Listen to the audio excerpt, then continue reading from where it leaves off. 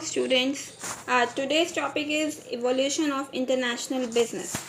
इसमें हम पढ़ेंगे कि इंटरनेशनल बिजनेस में कैसे कैसे आगे आगे बढ़े हम। पहले हमने क्या सोचा, फिर हमने क्या सोचा।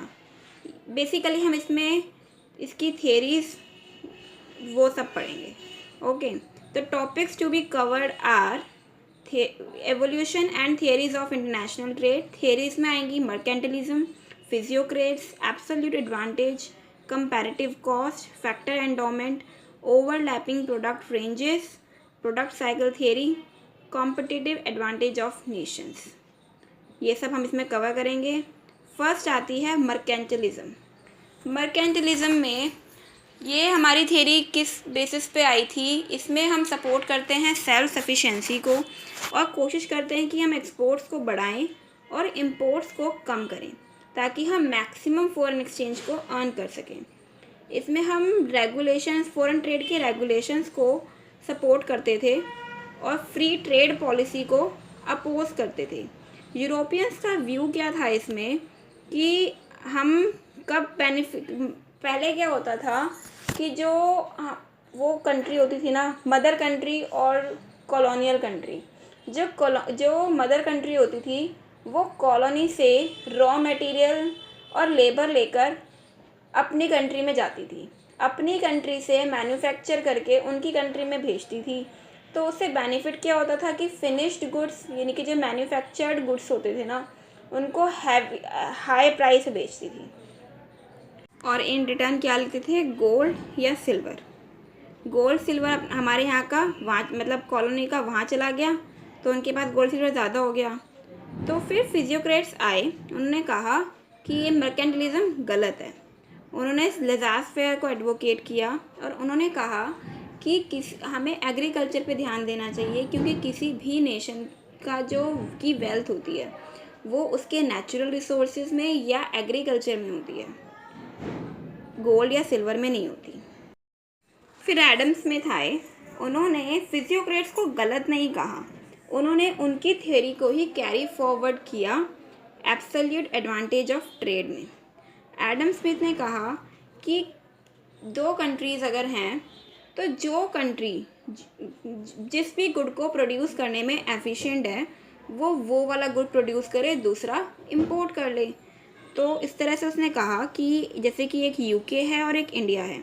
यूके टी प्रोड्यूस करता है 5 टन जितने टाइम में, हाँ, यूके 5 टन टी प्रोड्यूस कर पाता है और इंडिया 10 टन टी प्रोड्यूस कर पाता है। यूके राइस प्रोड्यूस कर पाता है 12.5 टन और वो 5 टन। तो क्या उसने कहा कि दोनों ट्रेड कर लो ना, वो टी ज़्यादा प्रोड्यूस कर सकता है इंडिया और वो राइस ज़्यादा प्रोड्यूस कर सकता है। तो दोनों, एक जना टी प्रोड्यूस कर लो, एक जना राइस प्रोड्यूस कर लो, जिसको जितनी ज़रूरत हो उतना एक्सपोर्ट कर देगा वो। तो इसने ये कहा एब्सोल्यूट एडवांटेज ऑफ ट्रेड में। लेकिन फिर आए हमारे डेविड रिकार्डो जी ने कहा कि ऐसे नहीं होता। उन्होंने कहा कि जो हमारा एडवांटेज है, कॉस्ट एडवांटेज है, वो अपॉर्चुनिटी कॉस्ट पे डिपेंड करता है। तब क्या होगा जब अगर दोनों कंट्री दोनों गुड्स बनाने में एफिशिएंट है, मतलब एक कंट्री दोनों गुड्स बनाने में एफिशिएंट है, एक में एफिशिएंट है। तो उसने कहा कि हम देखेंगे कि उनकी लेबर कितने दिन में उस प्रोडक्ट को बना पा रही है। उसने कहा कि हम अपॉर्चुनिटी कॉस्ट देखेंगे, हम ये नहीं देखेंगे कि कौन कितना प्रोड्यूस कर रहा है, हम ये देखेंगे कि कौन कितने टाइम में प्रोड्यूस कर रहा है, बिकॉज टाइम इज़ मनी। तो इसलिए उन्होंने number of days of labour spent को लेकर कहा कि हम उसके अकॉर्डिंग एक्सचेंज करेंगे। ओके, जैसे कि कमोडिटी एक्स और कमोडिटी वाई, एक 20 बना पाता है और एक 10, दोनों का ऑपोजिट है ना। तो उन्होंने कहा कि एक जना वो बनाएगा, एक जना वो बनाएगा, कहा उसने भी, लेकिन उसने टाइम के अकॉर्डिंग कहा। फिर next I factor endowment theory. Next आती है ओवरलैपिंग प्रोडक्ट रेंजेस। ये दिया है लिंडर ने, इसको इसलिए हम लिंडर्स थियरी भी कहते हैं। उसने कहा कि type, complexity and diversity of product demand of a country increases as its income increases. किसी भी कंट्री की इनकम के अकॉर्डिंग ही डिमांड होगी। अगर कोई किसी कंट्री की इनकम बहुत ज़्यादा होगी तो वो लग्जरी गुड्स की डिमांड ज़्यादा करेगा।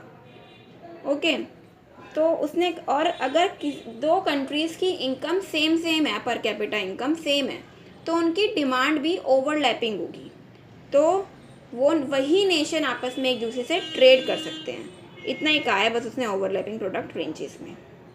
फैक्टर एंडोमेंट थ्योरी हेक्सकर ओलिन ने दी। उन्होंने कहा कि कोई भी नेशन उस कमोडिटी का एक्सपोर्ट करेगा जिसके पास मतलब जिस कमोडिटी को बनाने के लिए उसके पास रिसोर्सेज अबंडेंट होंगे और फैक्टर्स चीप होंगे, और उस कमोडिटी को इंपोर्ट कर लेगा जिसके लिए उसके पास नेचुरल रिसोर्सेज की अवेलेबिलिटी कम होगी और उसके फैक्टर्स एक्सपेंसिव होंगे। उसने कहा कि हम कुछ भी काम फैक्टर्स के बेसिस पे करते हैं, कितनी अवेलेबिलिटी है और कितने उसकी प्राइस हैं। ओके, ये फैक्टर एंडोमेंट थ्योरी थी। Next is competitive advantage of Nations, जो किसने दी थी? माइकल पोर्टर ने। ये प्राइमरीली नेशन से कंसर्न्ड है। माइकल पोर्टर ने दी थी। ये एक डायमंड, जो इसके फैक्टर्स है ना वो डायमंड के शेप में दिए गए हैं, इसलिए इसको नेशनल डायमंड भी कहते हैं। तो इसके डिटर्मिनेंट्स क्या कहते हैं कि ये बेस है कंपटीशन पे, कॉम्पिटिटिव एडवांटेज है ना, तो फर्म की इस पे ये 4 फैक्टर्स पे डिपेंड करती है। वो है, पहला है firm strategy, structure and rivalry, कि फर्म की स्ट्रैटेजी क्या है, स्ट्रैटेजी वो कैसे काम करती है, स्ट्रक्चर कैसा है, फ्लैक्सिबल है या फिर बहुत रिजिड है, राइवल्स कैसे हैं। नेक्स्ट है factor condition, factor easily available हैं या नहीं है, एक्सपेंसिव हैं, चीप हैं। नेक्स्ट आता है डिमांड कंडीशंस। डिमांड कंडीशन, किसी प्रोडक्ट की डिमांड यहाँ पे कैसी है, बहुत ज़्यादा है या बहुत कम है। अगर बहुत कम होगी तो हम एक्सपोर्ट ही कर लेंगे ना, क्योंकि हम इतने सारी प्रोडक्शन वेस्ट क्यों करेंगे। और लास्ट आती है रिलेटेड एंड सपोर्टिंग इंडस्ट्रीज़, कि जो उसको रॉ मटेरियल वगैरह या सप्लायर्स जो हैं उसके, जो उससे रिलेटेड इंडस्ट्रीज़ हैं, उनके क्या हाल है। ओके, तो ये सब थे हमारे, ये सारी थियरीज़ थी। नेक्स्ट आती है प्रोडक्ट साइकिल थियरी। ये दी थी रेमंड वर्नन ने। प्रोडक्ट साइकिल थियरी, जो हमने प्रोडक्ट लाइफ साइकिल पढ़ी थी ना, ये उसके जैसी होती है, लेकिन इसमें डिफरेंस होता है। क्या होता है कि जैसे कि कोई एक डेवलप्ड कंट्री है, जैसे कि यूएसए जब भी कोई नई टेक्नोलॉजी आती है वो यूएसए में ही आती है जनरली। तो डेवलप्ड कंट्री ने कोई नई टेक्नोलॉजी लेके आए, फिर उसके बाद क्या हुआ कि अब वहाँ पे तो वो यूज़ हो के वो टेक्नोलॉजी ऑब्सोलीट हो जाएगी ना, फिर वो कौन अपनाएगा? Developing country. जैसे कि अब मानो कि यूएसए में कोई फ़ोन आया, फिर वहाँ पे तो वो चल के पुराना हो गया, फिर वो इंडिया में आया, इंडिया वालों ने देखा कि कैसे कैसे बनेगा, इंडिया वालों ने उसको कम कॉस्ट पे बना लिया।